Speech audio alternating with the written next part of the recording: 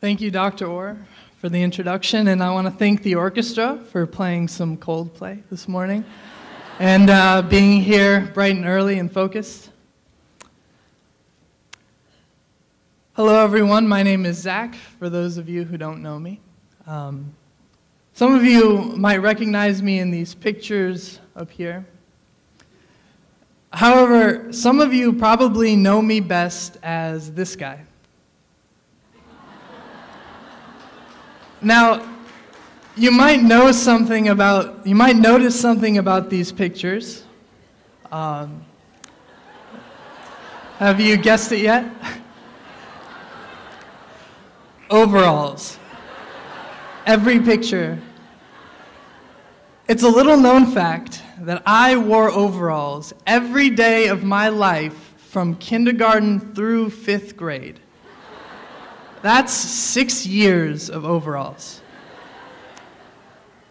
To be honest, I don't know why I did it. I guess in some pseudo-rebellious way, I was exercising my right to be an individual. I was breaking conventions. And the teachers at UP Elementary responded with warmth and support. As long as I came to learn, they were there to teach and cheer. And that is the true spirit of the school district.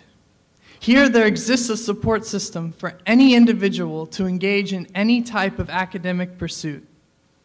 And I return to you 2 years after graduating as a testament to the diversity and strength of the school district. Still breaking conventions, no longer with overalls, but with an uncompromising pursuit of both the arts and the sciences. And I'm here this morning to talk about how Highland Park shaped me as this enthusiastic, passionate, bipolar learner.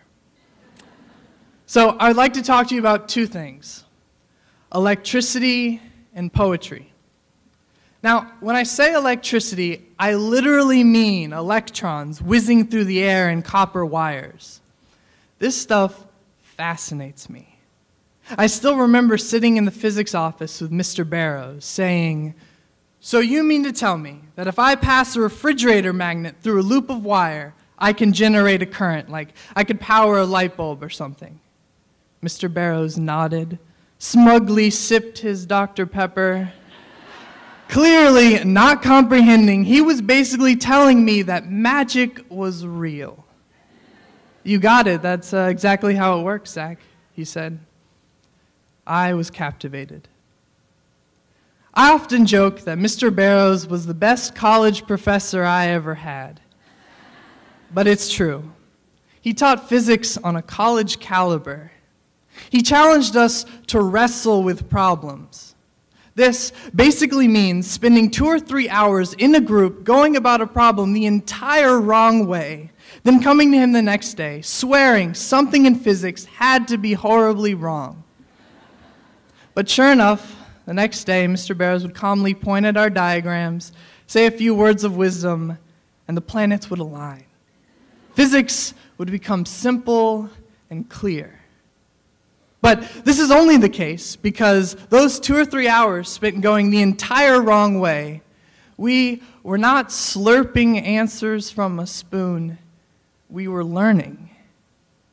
It's safe to say not many high school kids are familiar with this process, but I cannot stress to you enough how valuable this was to the development of my thinking and problem solving. And I charge you to challenge your students in this way. You might get some sass in return, but they are the better thinkers for it. Studying electricity is not entirely physics. It requires a strong background in math and computer science, and I want to thank Highland Park for making me feel utterly prepared for the rigor of college. The math department here is remarkable. And what a privilege it is to come from a public school that offers 2 years of computer science classes.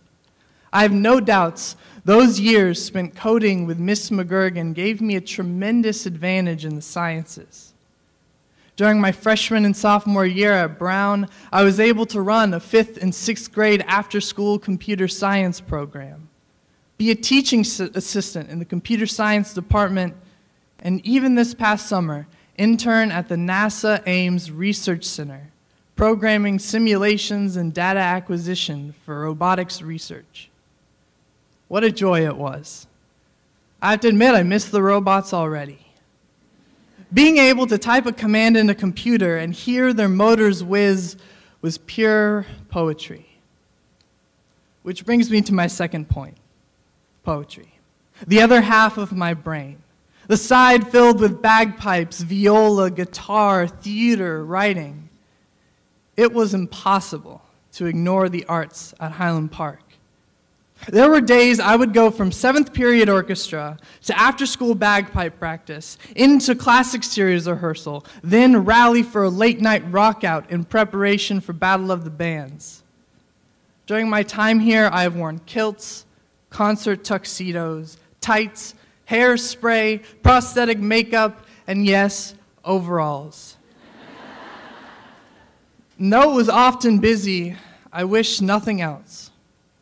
There is no question my education and my world would be incomplete without the arts. And that is why I can say with confidence that Mr. Martinez changed my life. I'll be honest, it wasn't the lessons on MLA format, or the tax prep, or even the Joy Luck Club. It was a YouTube video he showed us of Derek Brown performing his poem, A Finger, Two Dots, Then Me.